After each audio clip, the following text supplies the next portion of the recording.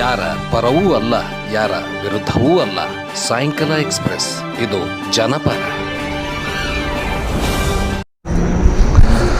ವಿಜಯಪುರದ ಐತಿಹಾಸಿಕ ಸ್ಮಾರಕವಾದಂತಹ ಆಸರ್ ಮಹಲು ಈ ಹಿಂದೆ ಸೋರ್ತಾ ಇದೆ ಅಂತ ಹೇಳಿ ಈ ಆಸರ್ ಮಹಲಿನ ಕೆಲವು ಮುಖಂಡರು ಮತ್ತು ನಗರದ ಕೆಲವೊಂದು ಮುಖಂಡರು ಸೇರಿಕೊಂಡು ಜಿಲ್ಲಾಧಿಕಾರಿಗಳಿಗೆ ಮತ್ತು ಮಾನ್ಯ ಉಸ್ತುವಾರಿ ಸಚಿವರಾಗಿರ್ತಕ್ಕಂಥ MB ಪಾಟೀಲ್ರಿಗೆ ಮನವಿ ಮಾಡಿಕೊಂಡಿದ್ದರು.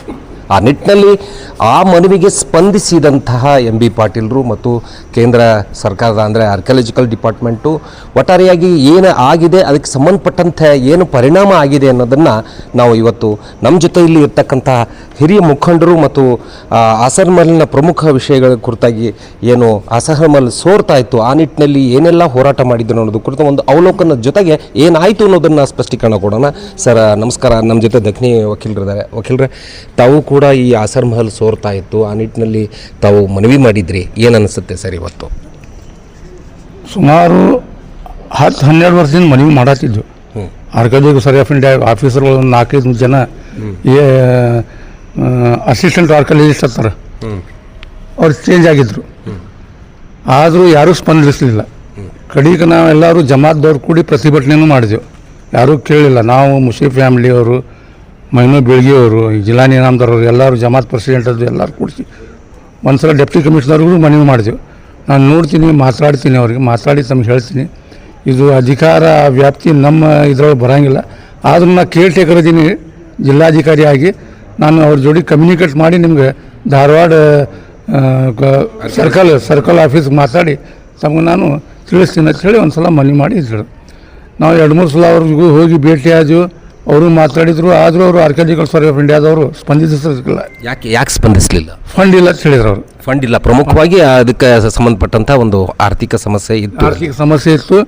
HR ministry, central government HR ministry, human resource development ministry, ಅಲ್ಲಿ ಹೋಗಿ ಬರ್ತಾರೆ archaeological survey of India department. ಅವ್ರ ಫಂಡ್ ರಿಲೀಸ್ ಆಗೋಲ್ಲಾಗಿದೆ, ಅದಕ್ಕೆ ನಮ್ಗೆ ನಾವು ಏನೂ ಮಾಡೋಕ್ಕೆ ಸಾಧ್ಯ, ಆದರೂ ನಾವು ತಿಳಿಸ್ತೀವಿ ಅಂತ ಹೇಳಿ ಮನವಿ ತೊಗೊಂಡ್ರು ಅವರು. ಅದರ ನಂತರ ನಾನು ಜಿಲ್ಲಾ ಇನಾಮದಾರ ಮೈನೂ ಬೆಳಗಿ, ನಮ್ಮ ಮುಷರೀಫ್ ಫ್ಯಾಮಿಲಿದವರು, ಮೇಯರ್ ಅವರು, ಹಮೀದ್ ಮುಷರೀಫ್ ನೇತೃತ್ವದಲ್ಲಿ MB ಪಾಟೀಲ್ ಸಾಹೇಬ್ರಿಗೆ ಹೋಗಿ ಈ ವಿಷಯ ತಿಳಿಸಿದ್ವಿ. ಹೀಗೆ 500 ವರ್ಷದ ಸ್ಮಾರಕ ಇದು, ಭಾಳ ಸೋರಕತ್ತಿದೆ. ಇದು ಈಗ ಇಮಿಡಿಯೇಟಾಗಿ ದುರಸ್ತಿ ಮಾಡ್ಲಿಕ್ಕಂದ್ರೆ ಬಿಲ್ಡ್ ಹೋಗ್ತದೆ, ಮುಂದಿನ ಜನ್ರೇಷನ್ಗೆ ಯಾರೂ ಇದನ್ನು ನೋಡೋಕೆ ಆಗಂಗಿಲ್ಲ ಅಂತ ಹೇಳಿ ಹೋಗಿ ಹೇಳಿದೆವು. ಇದಕ್ಕಿಂತ ಮೊದಲು ತಾವು ಜನರ ಮನೆ ತೊಗೊಂಡು ಜೀರ್ಣೋದ್ಧಾರನೂ ಮಾಡಿದ್ದೀರಿ. ಇದರದ್ದು ತಾಜ್ ಬೋಡಿ ಮತ್ತು ಬೇರೆ ಚಂದ ಬೋಡಿ ಮಾಡಿದ್ದಾರೆ. ಸಾಕಾಗಷ್ಟು ತಾಜ್ ಬೋಡಿ ಆಗಲಿ ಮತ್ತು ಎಷ್ಟೋ ಸುಮಾರು ಭಾವಿಗಳನ್ನು ಪುನಶ್ಚೇತನಗೊಳಿಸಿದ್ದಾರೆ ಡಾಕ್ಟರ್ MB ಪಾಟೀಲ್ ಸಾಹೇಬ್ ಅವರು. ನಮ್ಮ ಮನವಿಗೆ ಸ್ಪಂದಿಸಿ, ಎಲ್ಲರ ಮನವಿಗೆ ಸ್ಪಂದಿಸಿ ಇಮಿಡಿಯೇಟ್ ಡೆಪ್ಟಿ ಕಮಿಷನರ್ ಮಾತಾಡಿದ್ರು, ಏನದ ಇದರ ಪರಿಸ್ಥಿತಿ, ಏನದ ಇನ್ಸ್ಪೆಕ್ಷನ್ ಮಾಡಿ ನನಗೆ ರಿಪೋರ್ಟ್ ತಿಳಿಸ್ರಿ ಅಂತ ಹೇಳಿ. ಅದರ ನಂತರ ಡೆಪ್ಟಿ ಕಮಿಷನರ್ ಸಾಹೇಬರು ಲಾಸ್ಟ್ ಸೆಪ್ಟೆಂಬರ್ ತಿಂಗಳೊಳಗೆ SP ಸಾಹೇಬರು ಬಂದು ಹೋದರು. ಅವರು ಒಂದು ತಮ್ಮ ಆಂತರಿಕ ರಿಪೋರ್ಟನ್ನು ಸರ್ಕಾರಕ್ಕೂ ಒಪ್ಪಿಸಿದ್ರು, ಸೆಂಟ್ರಲ್ ಗೌರ್ಮೆಂಟ್ಗೂ ತಲುಪಿಸಿದ್ರು ಅವರು. ಅದರ ನಂತರ ಅವ್ರು ಕಂಟಿನ್ಯೂಸ್ ಆಗಿ MB ಪಾಟೀಲ್ ಸಾಹೇಬರು ಕಾಳಜಿ ವಹಿಸಿ 7-8 ತಿಂಗಳಿಂದ HR ಮಿನಿಸ್ಟ್ರ್ ಜೋಡಿ, ಆರ್ಕಿಯಾಲಜಿಕಲ್ ಸರ್ವೆ ಆಫ್ ಇಂಡಿಯಾ ಜೋಡಿ ಮಾತಾಡಿಸಿ ಫಂಡನ್ನು ಸ್ಯಾಂಕ್ಷನ್ ಮಾಡಿಸಿದ್ರು. ಎಷ್ಟು ಫಂಡ್? 19 ಲಕ್ಷ, 90 ಲಕ್ಷ ರೂಪಾಯಿ ಸುಮಾರು ಅಂದಾಜು. 90 ಲಕ್ಷದ ಅನುದಾನವನ್ನು ಕೇಂದ್ರ ಸರ್ಕಾರದ ಆರ್ಕಿಯಾಲಜಿಕಲ್ ಡಿಪಾರ್ಟ್ಮೆಂಟಿಗೆ ಬಂದಿರತಕ್ಕಂಥದ್ದು. ಇಷ್ಟು ಹೋರಾಟದ ಮಧ್ಯೆ MB ಪಾಟೀಲರು ಒಂದು ಪ್ರಯತ್ನ ಮಾಡಿ ಇವರೆಲ್ಲರ ಮನವಿಗೆ ಸ್ಪಂದಿಸಿ MB ಪಾಟೀಲರು ಕಡೆಗೂ ಒಂದು ಇವರ ಹೋರಾಟಕ್ಕೆ ಜಯ ಸಿಕ್ಕಿದೆ ಅನ್ನಬಹುದು. ಹಾಗಾಗಿ ಇಂಥ ಹೋರಾಟಗಳ ಅವಶ್ಯಕತೆ ಇನ್ನೂ ಸಾಕಾಗಷ್ಟು ಸ್ಮಾರಕಗಳು ಇದೆ. ಆ ನಿಟ್ಟಿನಲ್ಲಿ ತಾವು ಏನು ಮುಂದೆ ಮಾಡ್ತೀರಿ ಸರ್? ಸ್ಮಾರಕ ಅಂದ್ರೆ ಆ ಜನರು ಅಲ್ಲಿಂದ ಯಾರು ಏರಿಯಾ ಲೋಕಲ್ ಏನು ರೆಸಿಡೆಂಟ್ಸ್ ಅದ ಅವರು ಕಾಳಜಿ ವಹಿಸ್ಬೇಕು. ಎಲ್ಲ ಕೆಲಸ ಎಲ್ಲರ ಕಡೆಯಿಂದ ಆಗೋಂಥ ಆಗ್ತದೆ ಹೇಳೋಕ್ಕಾಗಂಗಿಲ್ಲ. ಅವರು ಕಾಳಜಿ ವಹಿಸ್ಬೇಕು, ಅವರು ಮನವಿ ಮಾಡಬೇಕು, ಅಲ್ಲಿ ಏನದ ಪರಿಸ್ಥಿತಿ ಹೇಳಬೇಕು, ಎಲ್ಲರೂ ಎಚ್ಚೆತ್ತುಕೊಳ್ಬೇಕಲ್ಲ. ಅಲ್ಲ, MB ಪಾಟೀಲರಿಗೂ ಕೂಡ ತಾವು ಮನವಿ ಮಾಡಿದ್ರಿ. MB ಪಾಟೀಲರು ಕ್ವಿಕ್ಕಾಗಿ ಸ್ಪಂದಿಸಿದ 90 ಲಕ್ಷ ಈಗ ಅನುದಾನವನ್ನು ಕೊಟ್ಟಿರ್ತಕ್ಕಂಥದ್ದು. ಇದು ಕೇಂದ್ರ ಸರ್ಕಾರದ ಅನುದಾನ, ರಾಜ್ಯ ಸರ್ಕಾರದಲ್ಲ. ರಾಜ್ಯ ಸರ್ಕಾರದ ಇದ್ದರೂ ಇನ್ನೂ ಹೆಚ್ಚಿಗೆ ಸಿಗಬಹುದಾಗಿತ್ತೋ ಏನೋ.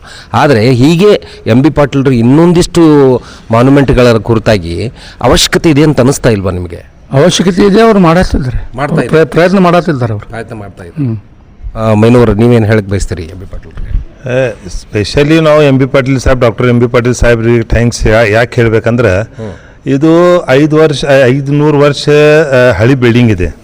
ಮತ್ತು ಇದಕ್ಕೆ ನೀವು ನೋಡ್ರಿ, ಈ ಬಿಲ್ಡಿಂಗ್ ಒಂದೇ ಇದರ ಮೇಲೆ ದೊಡ್ಡ ಇದು ಹಾಲ್ ಇದೆ. ಆ ಸ್ಲ್ಯಾಪ್ ಸಣ್ಣದು ಇದಿಲ್ಲ. ಸರ್ಕಾರ ನಾವು ಕಾಳಜಿ ವಹಿಸ್ಲಿಕ್ಕಂದ್ರೆ ಇದು ಇವತ್ತಿಲ್ಲ ನಾಳೆ ಬೀಳುವಂಥ ಪರಿಸ್ಥಿತಿನೇ ಆಗಿತ್ತು ಇದು.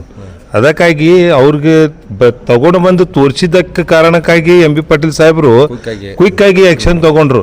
ಅವರು ಕ್ವಿಕ್ಕಾಗಿ ಆ್ಯಕ್ಷನ್ ತೊಗೊಂಡಾರ ಅಂತ ಹೇಳಿಕೆಸಿಂದೆ ಅವರು 90 ಲಕ್ಷ ರೂಪಾಯಿ ಈಗ ಅದಕ್ಕೆ ಫಂಡ್ ಇದು ರಿಲೀಸ್ ಆಗೈತಿ.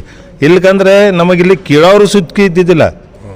ಅಲ್ಲಿ ಹೋಗಿದ್ರೆ ಅಲ್ಲೇ ಹೋಗ್ರಿ, ಅವ್ರ ಕಡೆಯಿಂದ ನಮ್ಮ ಕಡೆ ಇದು ಫಂಡ್ ಸಿಗ್ಲಾಗತ್ತಿಲ್ಲ, ದಿಲ್ಲಿಯವ್ರು ಕೊಡಬೇಕು, ಧಾರವಾಡವ್ರು ಕೊಡಬೇಕು, ಬರೀ ಅವ್ರ ಮನೆ ಇವ ತೋರಿಸ್ಲಾಕತ್ತಾನ, ಇವನ ಮನೆ ಅವ ತೋರಿಸ್ಲಾಕತ್ತಾನ, ಇದೇ ನಡೀತಿತ್ತು. ಈ ಹೋರಾಟನೂ ಆಯಿತು. ಆ ಹೋರಾಟಕ್ಕೆ ಇವತ್ತು ಜಯ ಸಿಕ್ಕೈತಿ. ನಮ್ಮೆಲ್ಲ ಈ ಹೋರಾಟ ಮಾಡಿದ್ದ ಎಲ್ಲ ನಮ್ಮ ಮುಖಂಡರಿಗೆ ನಾ ಸ್ಪೆಷಲ್ ಮುಷರೀಫ್ ಫ್ಯಾಮಿಲಿ, ಹಮೀದ್ ಮುಷರೀಫ್ ಹಾಗೂ ನಮ್ಮ ಈ ಜಮಾತದ ಏನು ಹಿರಿಯರು ಅದಾರಲ್ಲ ಅವ್ರು ನಮ್ಗೆ ಹೆಸರು ಎಲ್ಲರೂ ತೊಗೊಳಕ್ಕಾಗಂಗಿಲ್ಲ. ಅವ್ರೆಲ್ಲರದ್ದು ಪ್ರಯತ್ನ ಅದ. ಜಿಲಾನಿ ಇನಾಮ್ದಾರ್ ಎಲ್ಲರೂ ನಾವು ಎಲ್ಲರೂ ಕೂಡಿಸಿ ನಾವು ಇದು ಪ್ರಯತ್ನ ಮಾಡೀವಿ, ಹೋರಾಟ ಮಾಡೀವಿ. ಈ ಹೋರಾಟಕ್ಕೆ ಒಂದು ಜಯ ಸಿಕ್ಕೈತಿ. ಆದರೆ ಈ ಹೋರಾಟಕ್ಕೆ ಜಯ ಸಿಗಬೇಕಂದ್ರೆ ಕಾರಣ ಎಂ ಬಿ ಪಾಟೀಲ್. ಅಂದರೆ ಈಗ ಇದಕ್ಕೆ ಇನ್ನೂ ಆರ್ಥಿಕವಾಗಿ ಬೇಕಾಗುತ್ತಾ ಹೇಗೆ ಸರ್? ಬೇಕಾಗ್ತದೆ. ಹಳಿ ಸ್ಮಾರಕ ಇದೆ, ಬಹಳಷ್ಟು ರಿಪೇರಿಗಳು ಏನಾಗಬೇಕಾಗಿದೆ ಇಲ್ಲಿ ಬೇಡಿಕೆ? ನೀವು ಇಲ್ಲಿ ಫೆನ್ಸಿಂಗ್ ಆಗಬೇಕು. ಇದು ನಾವು ಲಾಸ್ಟ್ ಟೈಮ್ ಒಬ್ಬರು ಹುಡುಗ ತಿರ್ಕೊಂಡ ನೀರೊಳಗೆ ಬಿದ್ದಿಲ್ಲಿ. ಇಂಥ ಪರಿಸ್ಥಿತಿ ಸೇಫ್ಟಿ. ಆಮೇಲೆ ಸ್ಟಾಫ್ ಬೇಕು, ಹೆಚ್ಚುವರಿ ಸ್ಟಾಫ್ನೂ ಬೇಕು. ಸ್ಟಾಫ್ನೂ ಇಲ್ಲಿ ಸ್ಟಾಫ್ನೂ ಇಲ್ಲ. ಆಮೇಲೆ ಮತ್ತಷ್ಟು ಸೆಕ್ಯೂರಿಟಿ ಬೇಕು. ಆಮೇಲೆ ಜನರಿಗೆ ಅದು ಗಾರ್ಡನ್ ಇನ್ನೂ ಇದಾಗಿಲ್ಲ, ನೀರಿಲ್ಲ, ಅದಕ್ಕೆ ಗಾರ್ಡನ್ ಒಣಗಿ ಹೋಗುತ್ತಾ ಇದೆ. ಅದನ್ನು ಮಾಡಬೇಕು. ಭಾಳಷ್ಟು ಕೆಲಸಗಳದಾಗಿದೆ. ಇನ್ನೆಷ್ಟು ಮನವಿ ಮಾಡ್ತೀರಿ ನೀವು ಪಾಟೀಲ್ರಿಗೆ? ಹಿಂದೆ ರೋಡ್ ಇದೆ ಮಾಡಬೇಕಂತ ಹೇಳಿ, ಒಂದು ಆಸ್ಫಾಲ್ಟ್ ರೋಡ್ ಮಾಡಬೇಕು. ಅವ್ರು ಮೊದಲು ಕಮಿಷನರ್ವರೆಗೂ ಹೇಳಿದರು, ಆದರೆ ಅಲ್ಲಿಯೂ ಫಂಡ್ ಇಲ್ಲ, ಫಂಡಿನ ಕೊರತೆ ಅದ ಕಾರ್ಪೊರೇಷನ್ ಒಳಗೂ. ಅವರು ಮುಂದಿನ ಬಜೆಟ್ ಒಳಗೆ ತೊಗೋತೀನಿ ಅಂತ ಹೇಳಿ ಆಶ್ವಾಸನೆ ಕೊಟ್ಟು ಹೋಗಿದ್ರು ಎಂ ಬಿ ಪಾಟೀಲ್ ಸಾಹೇಬ್ರಿಗೆ. ಮಾಡ್ತಾರೆ. ಈಗ ಟೂರಿಸಮ್ ಡಿಪಾರ್ಟ್ಮೆಂಟು, ಕರ್ನಾಟಕದ ಟೂರಿಸಮ್ ಡಿಪಾರ್ಟ್ಮೆಂಟು ಎಚ್ ಕೆ ಪಾಟೀಲ್ರಿದ್ದಾರೆ. ಎಚ್ ಕೆ ಪಾಟೀಲ್ರು ಇದನ್ನು ಪ್ರವಾಸೋದ್ಯಮ ಇದಕ್ಕೆ ಸಾಕಾಗಷ್ಟು ಪುನಶ್ಚೇತನಗೊಳಿಸೋ ನಿಟ್ಟಿನಲ್ಲಿ ವಿಜಯಪುರದಲ್ಲಿ ಕೆಲಸ ಮಾಡ್ತೀನಿ ಅಂತ ಹೇಳಿದರು ಸರ್.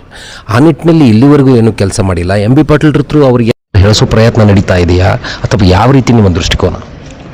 ಪಾಟೀಲ್ ಸರ್ ಮತ್ತೆ ಮನವಿ ಮಾಡ್ತೀವಿ ಹೋಗಿ, ಪ್ರವಾಸೋದ್ಯಮ ಇಲಾಖೆಯಿಂದ ಸ್ವಲ್ಪ ಫಂಡ್ ತೊಗೊಂಡು ಬಂದು ಇದನ್ನು ಅಭಿವೃದ್ಧಿಗೊಳಿಸಬೇಕು. ಪೂರ್ತಿ ಬಿಜಾಪುರ ಸಿಟಿ ಸ್ಮಾರ್ಟ್ ಸಿಟಿ ಅಂತ ನಾವು ಏನು ಹೇಳ್ತೀವಿ, ಇನ್ನೂ ಸ್ಮಾರ್ಟ್ ಆಗಿಲ್ಲ. ಯಾವುದು ಆಗಬೇಕಾಗಿತ್ತು, ಆಗಿಲ್ಲ. ಓಕೆ, ಇದಿಷ್ಟು ವಿಚಾರಧಾರೆಗಳು. ಅಂದರೆ ಸ್ಮಾರ್ಟ್ ಸಿಟಿನೂ ಕೂಡ ಆಗಬೇಕು. ಈ ಸ್ಮಾರಕಗಳು ಎಲ್ಲವೂ ಕೂಡ ಇನ್ನೂ ಪುನಶ್ಚೇತನಗೊಳಿಸಬೇಕಾದ ಅವಶ್ಯಕತೆ, ಅನಿವಾರ್ಯತೆ ಎರಡೂ ಇದೆ.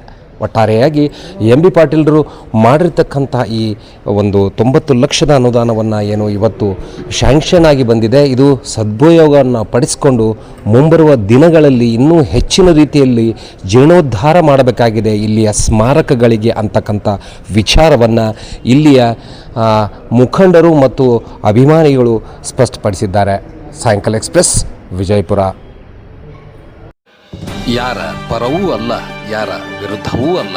ಸಾಯಂಕಾಲ ಎಕ್ಸ್ಪ್ರೆಸ್, ಇದು ಜನಪರ.